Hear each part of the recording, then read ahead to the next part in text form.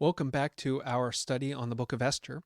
Today we are in chapter 7, which is in many ways the crux of the story. If you recall, in Esther 6, Haman was thwarted, not by any great intelligence, but by sheer coincidence. The king thwarted Haman's plans to destroy and kill Mordecai, and instead Haman was forced to honor and exalt Mordecai.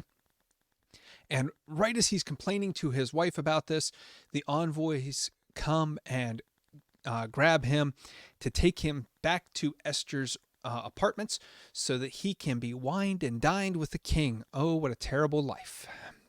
You see this Haman grumbling and complaining, and what's going on in his world? He gets private dinner with the king and queen. Yeah, so much to complain about there. But we get to the feasting. We get to this scene where it's the king, it's Esther, it's Haman, all sitting around the banqueting table, about ready to enjoy their evening. And the king just gets to the heart of the matter and says to Esther, "What do you want? You've asked me here for a reason. What do you want?" Now, we probably should not take the king to have the best motives here. He hasn't shown any real character throughout the book. In fact, the book is going to great lengths to show how inept he actually is. So what we should probably be thinking about in this scene is that the king is, he's ready to eat, he's ready to drink, he's ready to carouse, and he doesn't want Esther's request to get in the way. He doesn't want to be in the middle of a good time and have Esther bring him down with whatever is troubling her, whatever is bothering her.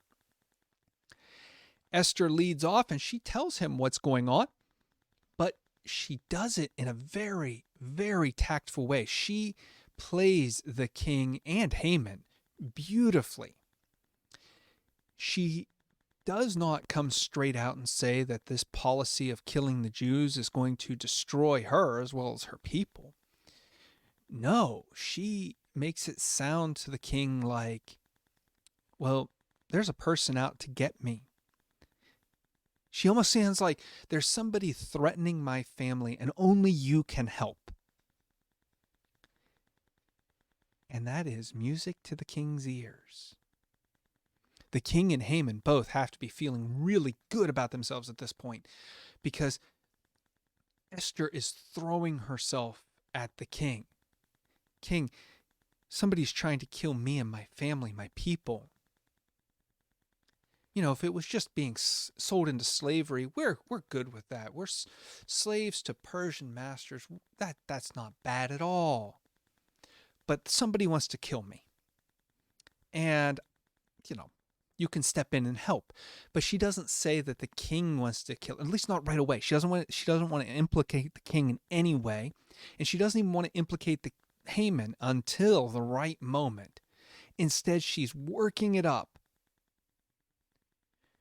getting the king on her side, making him look around and go, yeah, this woman's treating me pretty good. It'd probably be pretty bad if she left because she's dead. She's buttering the king up. And Haman, sitting next to the king, hearing this, has to be thinking, oh, I see why she invited me. This guy's inept. He doesn't even have the ability to govern a colony of sea monkeys, let alone the Persian Empire. He can't do this without me. He can't save her without me. That's why she wanted me here. You see, what's going on is she is playing to their biggest weaknesses, their egos, the self-centeredness, the hubris, the pride, all of these things that go into Haman's character, that go into the king's character. Esther is playing into them. She's playing into them in a way that feeds them. And so when she rips the rug out from under them, it's even more dramatic. but it is also a warning to us about our self-centeredness, our own pride, our own hubris. Because when we think we are that great, we too can have the rug ripped out from under us. This is an example. This is story form of the book of Proverbs. The book of Proverbs that tells you to guard against being proud and haughty. This is the reason why. Esther is about to rip the rug out from underneath of Haman. And she does it. King getting more and more angry. Who would want to do this to my queen? Who would want to harm her? Well, King, since you ask, that guy's sitting right there. The guy sitting next to you, he's the one. He is the one who's guilty of wanting to destroy me. And just like I could see Haman's jaw dropping when the king says, go honor Mordecai, here again, we are supposed to see Haman's jaw drop, where, I can see, as I'm picturing this in my mind's eye, I can see Esther pointing and calling out Haman, and the king looking back and forth between her outstretched hand and Haman is sitting there with a pose of, I didn't do anything. This kind of overly exaggerated sitcom kind of atmosphere. You should be thinking along those lines, because that's exactly what's going on here. It's comedic. It is well done. The kind of tact that Esther would use would just floor everybody. The king's only response is to get up and leave. Now, here's what we have to understand about the king, though.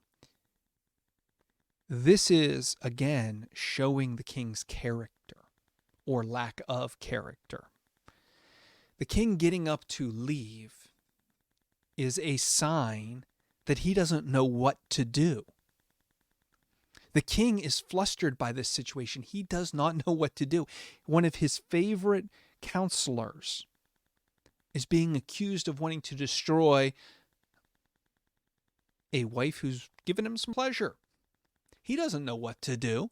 You see, he's got no moral compass. He has nothing to guide him.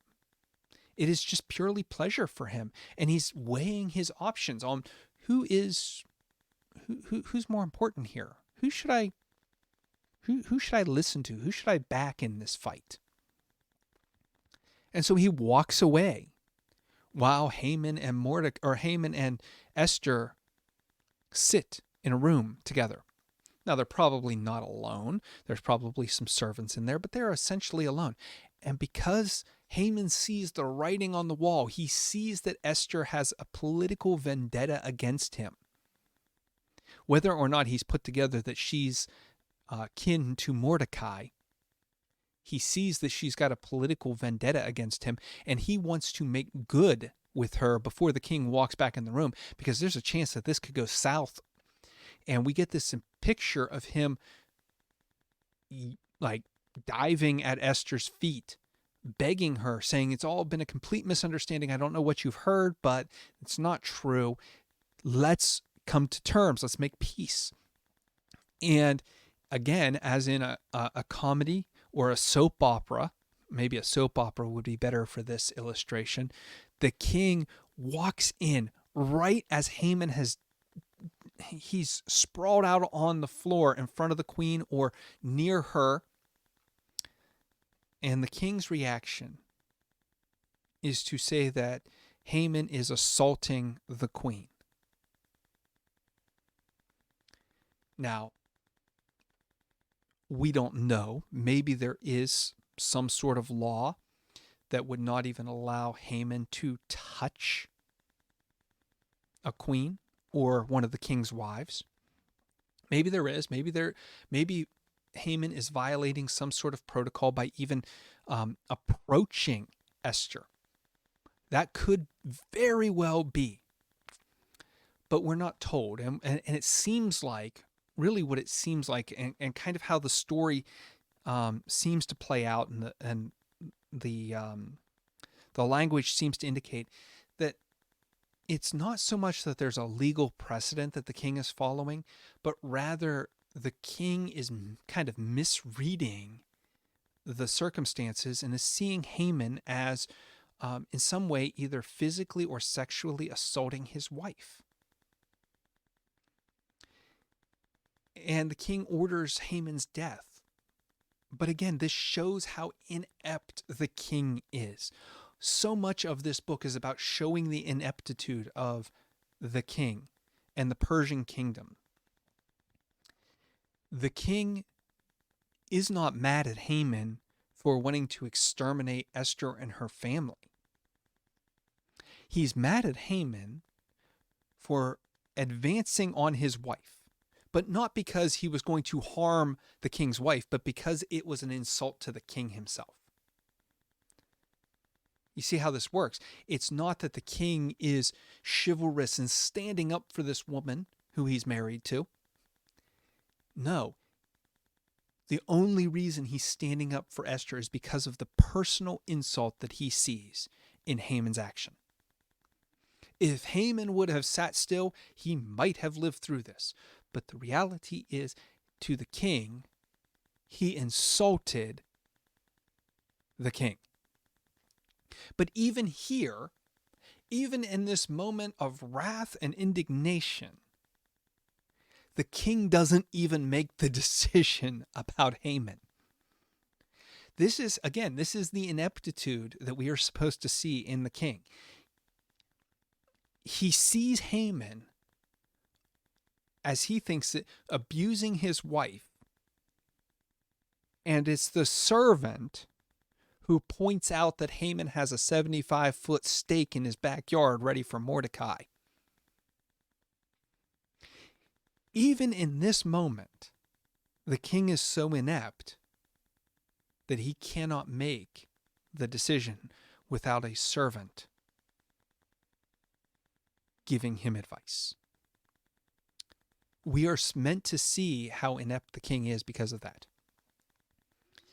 And Haman is taken off. He is probably blindfolded. There's some fuzziness in this language here, but he's probably blindfolded. This is meant to highlight how Haman no longer sees the king's face. That is a euphemism for has no power whatsoever. He has no ability to sway the king at this point. He has lost everything. The blindfold, in the act of blindfolding Haman, the king has completely reversed everything that's been happening since chapter 3. Haman has risen to the rank of the king's second in command in chapter 3. He has this wonderful plan to destroy all Jews, to destroy Mordecai.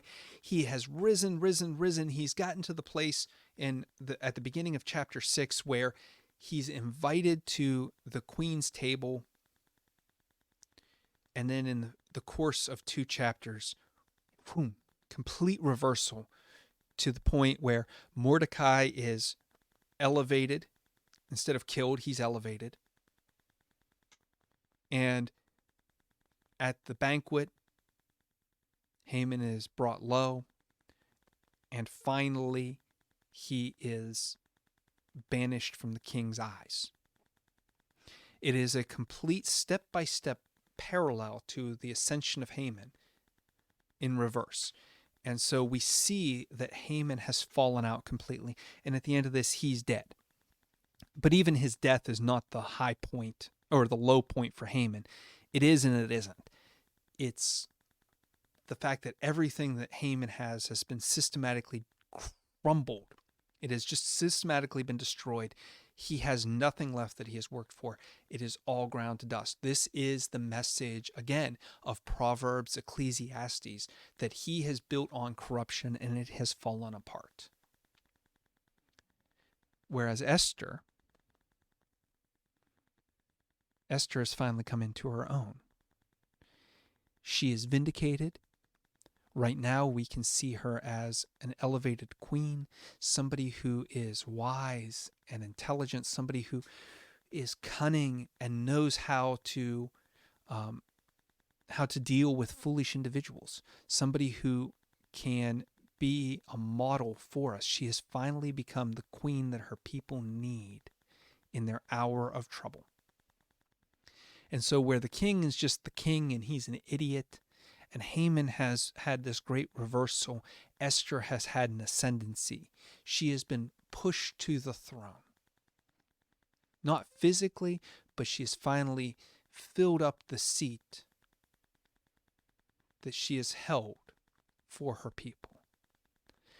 And this is where we leave chapter 7, where Esther is ready to take charge, but at the same time, there's still this looming question of what's going to happen to the Jews. Because even though Esther's saved, at least temporarily, she's saved from Haman, and Mordecai's saved from Haman temporarily, we don't know. Haman's family is still out there. The edict is still in play. So much is still at stake. But we'll get to that in the next chapter. Until then, I hope that you stay with me. If you have any questions, please don't hesitate to reach out and let me know what your questions are. I'd love to be able to answer them. If you have comments, please give me a shout out. Until I see you again, God bless.